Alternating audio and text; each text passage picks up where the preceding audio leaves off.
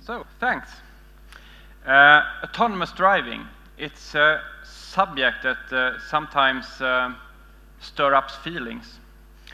And when I introduce myself or have presentations and talking about my work, I work with self-driving cars, then I used to get some questions. And one of the questions is, why? I love driving cars. It's really the best thing. That's really what I like to do. Why would I need a self-driving car? And I think that's kind of a bit self-explaining, actually, when you start thinking about what you're doing in the car. Because a lot of the time we spend in the car is actually in slow-moving traffic, frustrating driving. And I think this is not really the place where you love driving your car. And I think when we start thinking about our driving and occasions, it's quite a lot of occasions where we actually really would love to have a self-driving car.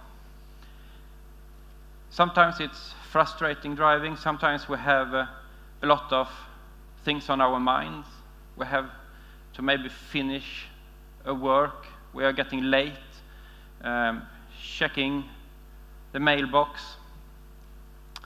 And sometimes it happens that people send text messages behind the steering wheel.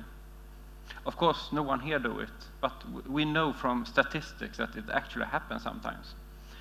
And when we start looking at accident statistics in cities, we have quite a lot of small accidents and sometimes bigger accidents that actually is caused by driver distraction. And sometimes it's texting, eating behind the steering wheel. We have situations where people actually have been looking at movies with a laptop in front of them. And yeah, a lot of things happens out there. And especially when you have these scenarios where it's so boring. You just want to do something else. And that kind of opens up a possibility for self-driving cars to really make a difference in our customers' lives. So I think when we start thinking in the normal driving we do, there is actually a big value in self-driving cars. And it's really a big step also for safety. Because this is a solution for all those situations where we get distracted, where we get a bit drowsy, where we would like to do other things that for that moment feels more important than driving the car. And this is basically the market that self-driving cars will start filling in the future. A solution on top of what the car already has in customer values, the value of being able to do something else when driving. So taking step in this direction is an important step for, I think, most car manufacturers. Everyone is working on this. And we are focusing on having a first unsupervised car out there around 2021. And we have divided the work in kind of 3 pillars. First, we have the DRIME project that I will go a little bit more in depth with in this presentation. So it's more about how we work together with society, government, but also listen to our customers. Then we have our joint venture with Autoliv, Zenuity. It's where we do the software. So today it's around 500, 550 people working with software for self-driving cars. And then we have our cooperation with Uber, where we do the redundant base car, which they use, and then on top of that put their sensor set and computers to develop their autonomous driving solution. So this is 3 important pillars for our development towards a self-driving car. And going a little bit more into the DRIME project. This is where we do the main research on customers, but also the cooperation with other cities and governments. And it's really important when you move into new areas like self-driving cars to listen, because we are sitting with our challenges from the car industry, but we also have opportunities. And when we start talking to city planners, they have a lot of challenges also. And mobility is really a big challenge for cities. And when you start planning for future cities, how do you solve mobility in cities? How do you reach a more sustainable city? How do you take the steps in the right direction? So we found out that when we start talking to each other, making projects together, we kind of sitting with, sometimes we are sitting with opportunities for their challenges and the other way around. So this is really the key of Drive Me, working together with authorities, cities, industry, and academia. And it's really essential to do this cooperation, because moving forward, we really need to listen to each other, moving together. So the Drive Me is a research platform, basically taking us to unsupervised driving, but also finding out how to solve the future problems for mobility. And key when doing research with real customers is to do it in real traffic and really listen to the customers. And it's not just to sending out questionnaires and get them back and kind of check a box. Now we did the customer survey. We really need to have to listen to what they mean and what they feel. More explorative research. And maybe doing experiments also to really get them into those situations where you're sitting in the car and it makes decisions, and how do you feel? To really understand expectations and how to build trust. And I think that's really key in the human-centric research we're doing. Let's see. Volvo Cars will from today start developing its autonomous drive cars with help from Swedish families. They will test its cars on the public roads of Gothenburg and feed back their impressions to Volvo's engineers. The first two families, the Haynes and the Simonovskis, have now received their special Volvo XC90, with which they will contribute to the Drive Me project. It feels fantastic to finally reach the day for us to have the car. It's really great to be a part of this research program. Both families will contribute to Drive Me with invaluable data by allowing Volvo engineers to monitor their everyday use and interaction with the car as they drive to work, bring the kids to school, or buy groceries. Volvo plans to have a fully autonomous driving car available by 2021, and the data derived from the Drive Me customers will play a crucial role in its development. My thoughts about self-driving cars is that when everybody is going to have those, we will have less accidents and the queues will hopefully be gone. So we will save time and save lives. Self-driving cars is so exciting. As a safety pioneer in this project, it's very exciting. That is the crucial part about self-driving. I think actually getting the road safer is the biggest contribution. Hopefully, I'll within a year have my driver's license and I'll be able to drive the car by myself, not just sit in the back seat and watch my mom and dad contribute to this development in technology. The families have now received a car fitted with Volvo's driver assistant technology. Their behavior behind the wheel will be monitored with the help of additional cameras and sensors. 3 more families will follow early next year, and over the next 4 years, up to 100 people will be involved in Drive Me. Drive Me is an important research project for Volvo. We expect to learn a lot from observing these families. We will use the experience of these everyday drivers to develop autonomous technology so that we have a commercially available autonomous car for our customers by 2021.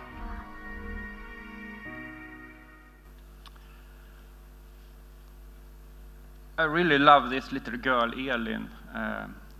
The first time we met, she was really putting up questions on self-driving cars. She was really interested.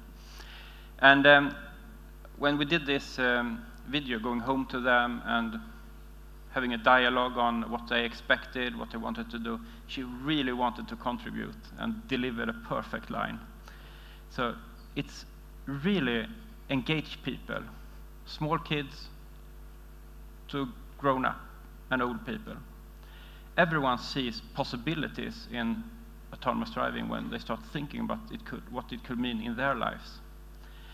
And I think that's really, really important to listen to the customers, to understand how do we do a self-driving car that embrace them and their thinking and thoughts and expectations. It's not just about technology, because then you can get afraid of it. You really need to do it in a human-centric way to get the customers. And it's also important to find what is trust and how do we meet trust. Because that's also a key part of getting first the customer to just thinking about buying a future self-driving car, but also when you're sitting in the car and don't really trust it, you will not use the system. And then we'll not get the benefits in the future connected to safety, energy efficiency, traffic capacities and so on, that is possible to do with fully controlled cars in a more coordinated way. And actually, that's also one of the questions I get asked when I meet people and explain what I'm doing. And it happened now when I was going to US last week. And I had a change of flight in Amsterdam, and there you have to show that I have a valid ESTA, I will live there, and I'm working with self-driving cars. And then the lady just looked at me and said, "Oh, I'm really afraid of self-driving cars. I don't like it." Oh, wow, I will not go to US now because I'm working with self-driving cars or something like that. No, but it's quite easy to take that dialogue because, of course, we take the responsibility when the car is driving by itself. It's part of the work. It's part of the job. So when we offer autonomous driving, we take the responsibility. And I think that is one of the key things that reassures people. Because they think that, oh, I will sit in a robot car, it will take a lot of decision, and I will probably be blamed anyway. So I think that's kind of the bottom line, that we have to take responsibility. And it's a lower part here that we have to assume liability. When the car is driving by itself, we have to trust it ourselves and take that responsibility. Otherwise, our customers will not believe in it either. And I think one way of showing safety and building trust for our customers is to show that it works, putting out real families in the real world, showing that these cars actually works in these scenarios. So that's one important part. The other part is, of course, to doing proper research and building up proof, and including humans in that proof building. So that's also why it's so important to work with academia and other areas to really build up the proof points on what is the safety of a self-driving car. And I think that's also the key when you have the dialogue with authorities, because they want proof for allowing self-driving cars. If we cannot put up the proof on what is a self-driving car and how safe is it, they will not really trust it, and they will not allow us driving on real roads. So safety is a core for autonomous driving. Everything builds up on safety. And that's also one of the important things why Volvo Cars is focusing autonomous driving so much. Because when you have autonomous driving cars out there, they will be the safest car on the road. And that's kind of our core area. So of course we need to be in the first line when it comes to autonomous driving. By definition, it will be the safest cars. And it's basically two areas you need to prove what safety is all about to build up this relationship with authorities and also our customers. One area is functional safety. It's maybe more to prove that we have a system that works as intended. And with that comes redundancy, proof points, how much you are driving before you get an error in the system and so on. With that follows redundant electric architecture, redundant battery, redundant steering, braking, and so on. And it's a lot of investments in the car, of course, but it's also a lot of work to prove you have it. You need to work with simulations, you need to collect data, you need to validate you have a solution that works. The other part that is equally important is to prove how safe is the car.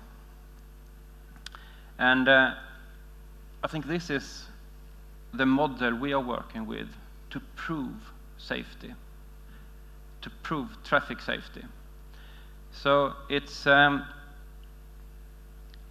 of a model to calculate how the safety impact is in a self-driving car. But it's also the other way around. It's a way of putting requirements on the self-driving system as well.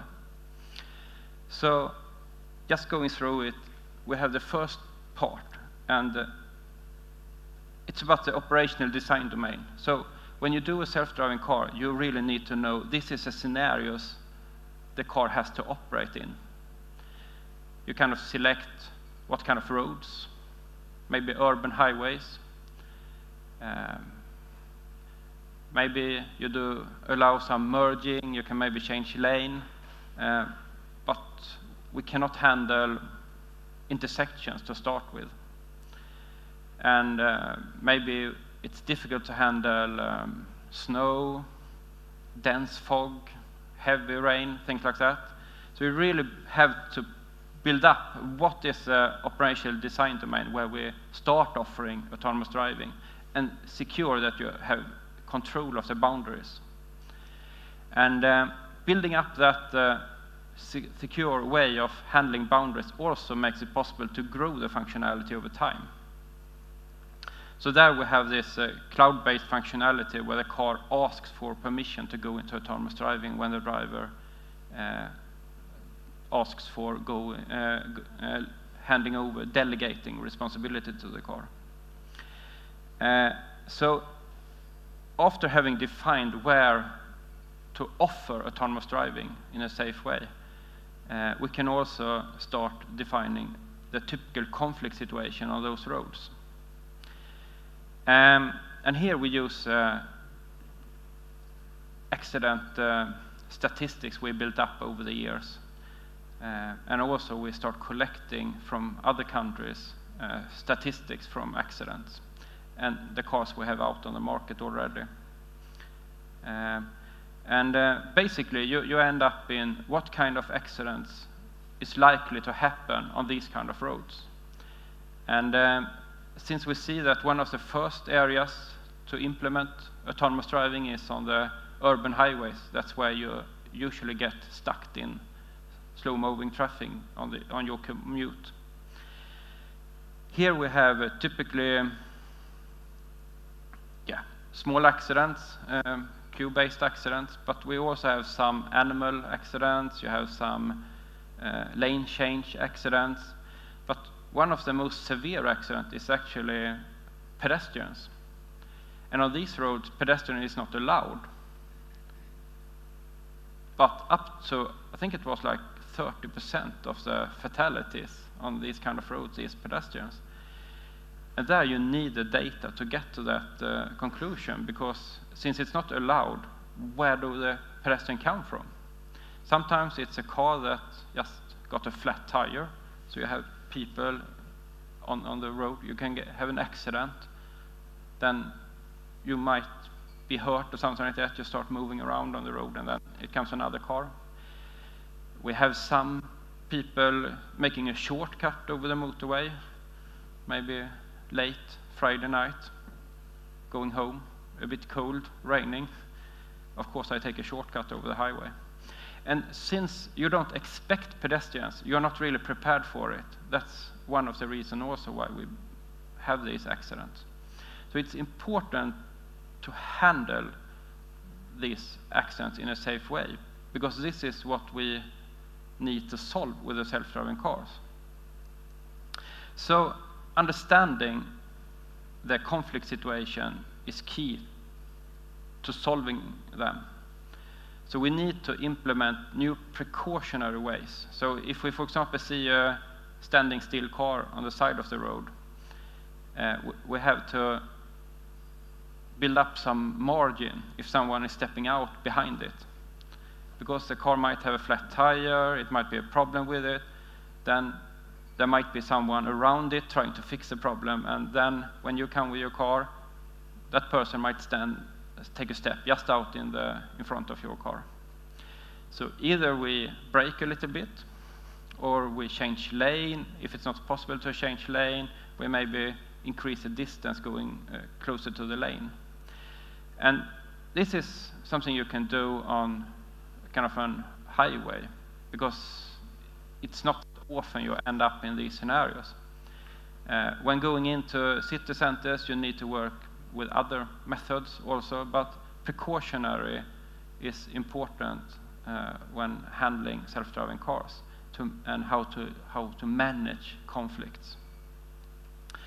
So then, with all the statistics we collected, all the crashes we have collected during the last 50 years, we can simulate them with a time history.